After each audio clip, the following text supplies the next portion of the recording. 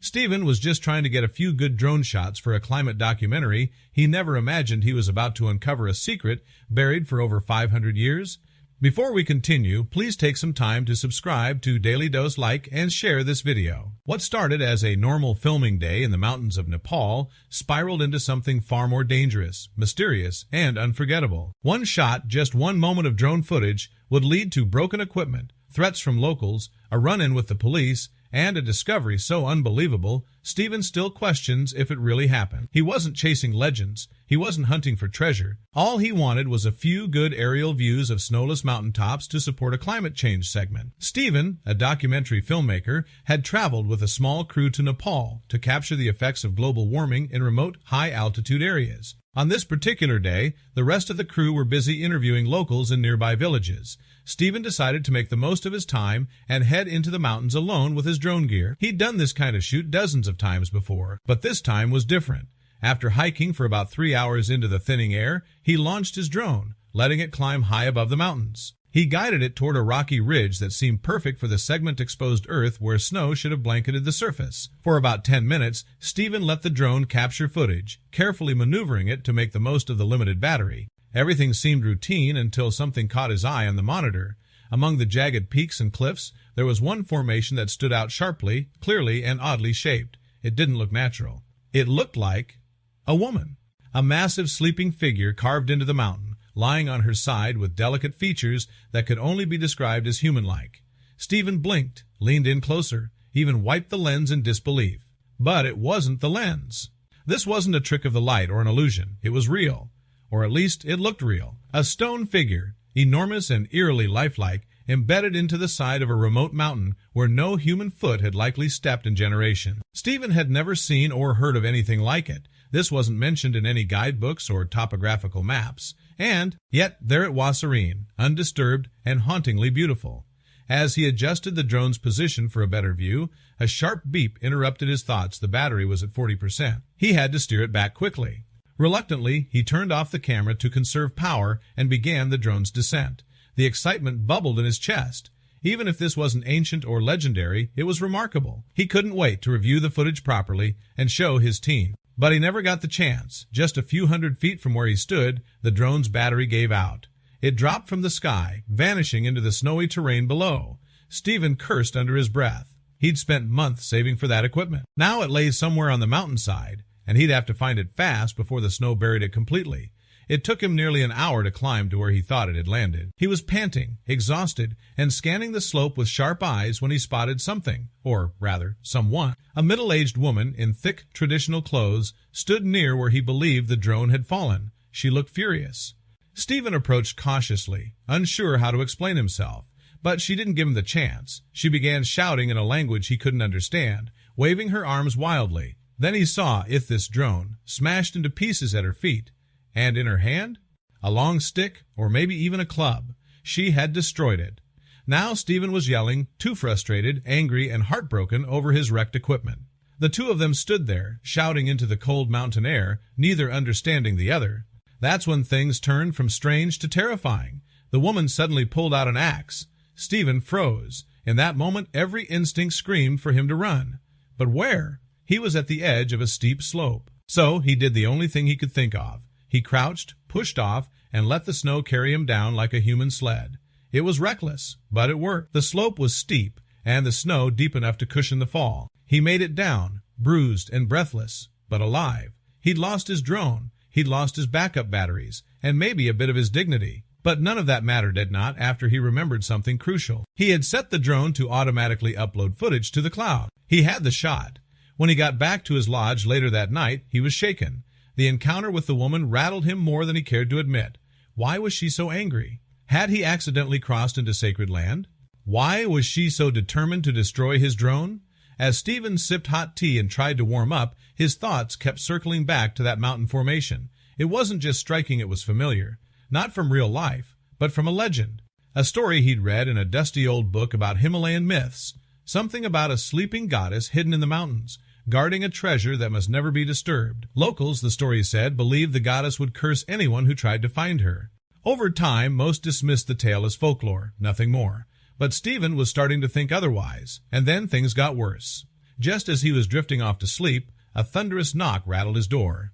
Groggy and still in his thermal gear, Stephen opened it a crack and froze. Outside stood 3 local police officers. One of them had his hand on his weapon.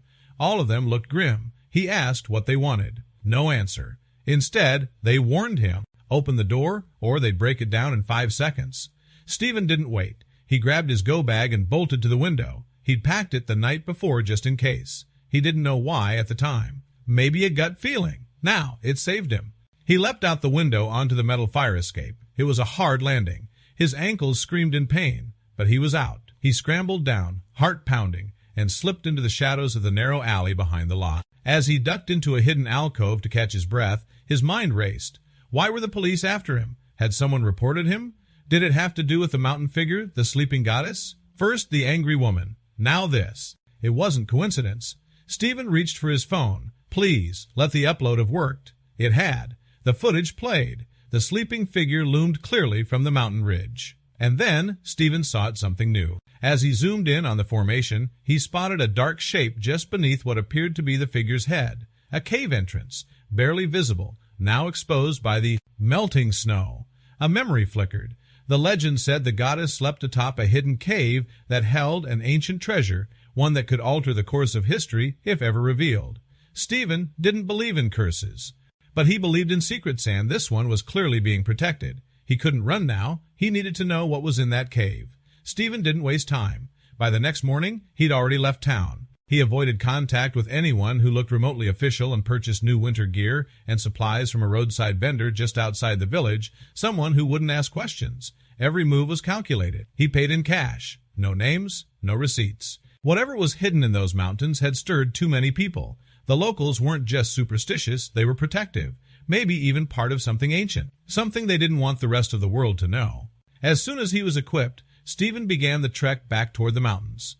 This time, there was no camera, no drone, no team, just him, his backpack, and the image burned into his mind. He stuck to narrow paths and avoided main trails.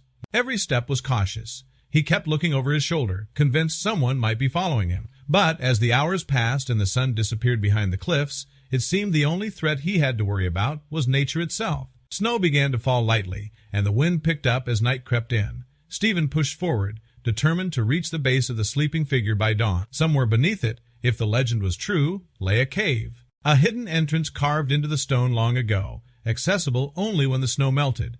He just hoped it hadn't disappeared again. By sunrise, Stephen was exhausted. He hadn't slept, barely eaten, and his feet ached from the cold. One toe had started to go numb. He knew that wasn't a good sign. But there it was, rising above him, the figure in the rock, the same serene face, the same curled shape, and beneath it, where her neck curved toward the earth, a shadow, a crack in the mountainside. He hurried toward it. The entrance was narrow, barely wide enough for him to squeeze through, but inside, the air changed. It wasn't cold anymore, it was still, ancient. Like the cave hadn't felt air from the outside world in centuries. Stephen turned on his flashlight. Every breath echoed through the stone tunnel. The walls were smooth, clearly carved, not natural. He was inside something man-made. He moved carefully, deeper and deeper, until the tunnel opened into a vast cavern, and what lay inside took his breath away. Golden artifacts, piles of them, stacked and glittering in the faint beam of his flashlight. Statues, coins, jewelry, some of it, unlike anything Stephen had ever seen. The craftsmanship was exquisite, detailed, untouched by time. In the center stood a pedestal carved from jade, with inscriptions in a script Stephen didn't recognize. This was no myth, no fable. This was history, real and hidden. Stephen pulled out his phone. He needed proof, something to bring back.